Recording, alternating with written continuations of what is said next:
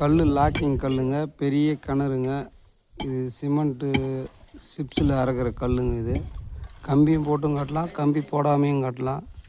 மிக அற்புதமான முறையில் 150 அடி சுத்த அளவு கிணறு, பெரிய கிணறு, வட்ட கிணறு. எவ்வளோ பெரிய கரை இடுகரையாக இருந்தாலும் மிக அற்புதமாக கட்டலாம். இந்த கல், ஒரு கல்லோட நீளம் வந்து 2 அடிங்க.